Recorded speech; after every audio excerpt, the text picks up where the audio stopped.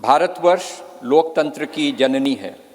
हर भारतवासी युग युगांतर से हमारी समृद्ध लोकतांत्रिक विरासत का संवाहक रहा है।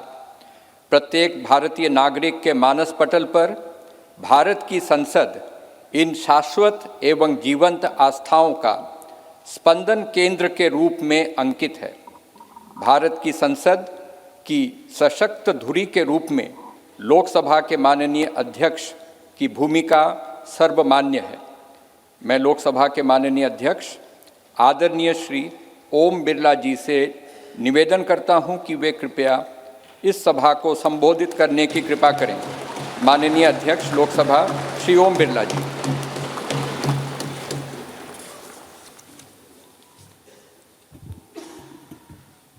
नमस्कार।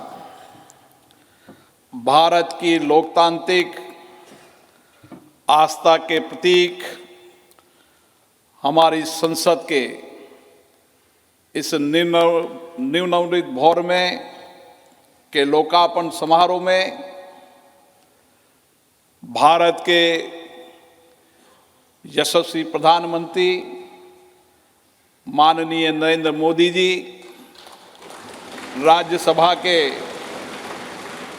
उपसभापति डॉक्टर हरवंश जी, गणमान्य अतिथिगण, देवियों और सज्जनों, मैं आप सभी का हार्दिक स्वागत करता हूं, अभिनंदन करता हूं।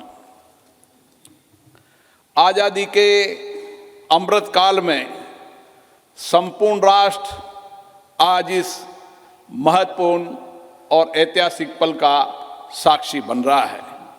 मैं माननीय प्रधानमंत्री जी को साधुवाद देता हूं, जिनके दृढ़ संकल्प और प्रेरक मार्गदर्शन से संसद का यह नया भवन 2.5 वर्ष से भी कम अवधि में बनकर तैयार हुआ। मैं उन हजारों श्रमिक भाई बहनों को नमन करता हूं, जिनकी निरंतर श्रम साधना और कठिन परिश्रम से ये भागीरथ प्रयास पूरा हुआ। कोविड महामारी के कठिन समय में हमारे श्रमिकों ने अपने कर्तव्यों के प्रति अद्भुत समर्पण दिखाया, जिसके कारण राष्ट्र का ये सामूहिक संकल्प सिद्ध हुआ। जनप्रतिनिधि जनहित और जनता का सेवा भाव के रूप में काम करते हैं। पिछले 7 दशकों से संसद के अंदर हमारे विद्वान नेताओं और सांसदों की उत्कृष्ट चर्चा और संवाद से जनता की समस्याओं का समाधान किया गया और महत्वपूर्ण कानून भी बनाए, जिससे लोगों के सामाजिक आर्थिक जीवन में व्यापक परिवर्तन हुआ। हमारा लोकतंत्र और अधिक सशक्त हुआ। इस अवसर पर मैं उन सब का भी आभार व्यक्त करता हूं। लोकसभा में मेरे पूर्ववर्ती अध्यक्ष ने सदन की गरिमा और प्रतिष्ठा बढ़ाने में समर्पित भाव से योगदान दिया, उनका भी मैं साधुवाद व्यक्त करता हूं। भारत विश्व का प्राचीनतम लोकतंत्र है। संपूर्ण विश्व में लोकतंत्र की जननी के रूप में हमारी पहचान है।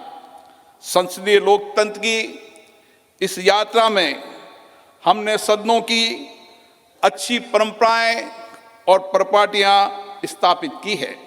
हमारी निर्वाचन प्रक्रिया के कुशल, पारदर्शी एवं विश्वसनीय प्रबंधन के कारण लोगों का विश्वास लोकतंत्र के प्रति और बढ़ा है।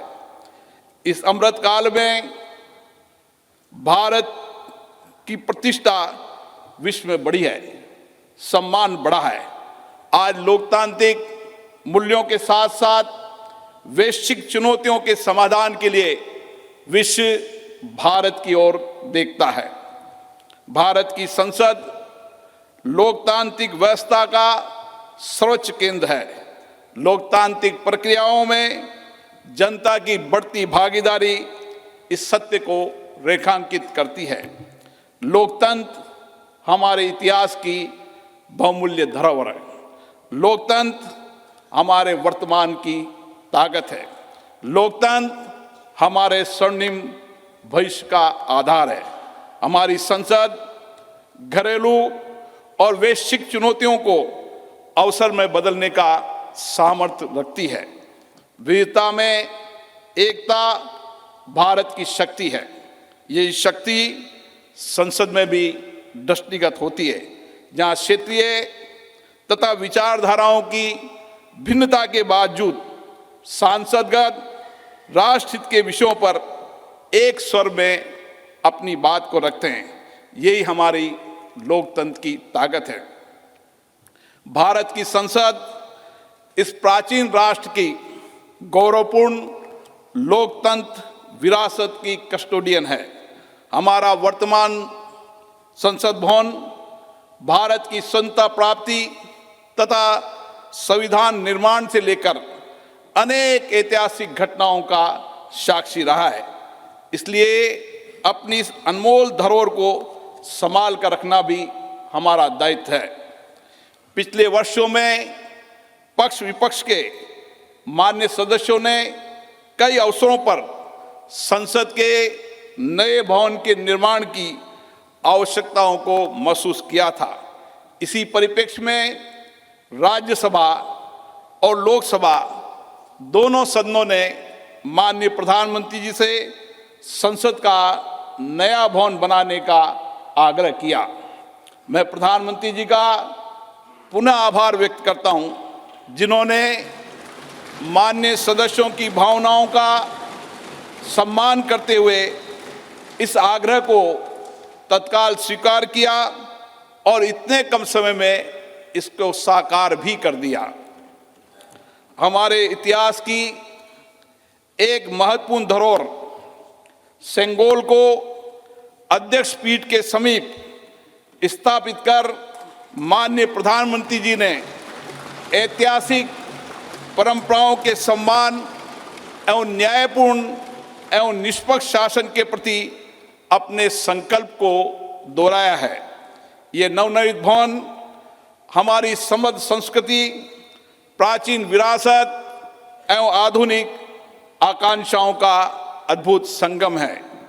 नए भवन में मान्य सदस्यगण नई तकनीकी प्रौद्योगिकी का उपयोग करके अपनी कार्यकुशलता को बढ़ा पाएंगे। नए वातावरण में नए विचारों का सर्जन होगा, ऐसा मेरा विश्वास है। हमारे नए भवन में ऊर्जा संरक्षण, जल संरक्षण, ग्रीन टेक्नोलॉजी, पर्यावरण अनुकूलता की विशिष्टता का समागम है। यह भवन वास्तुशिल्प, कला व संस्कृति का अद्भुत उदाहरण है।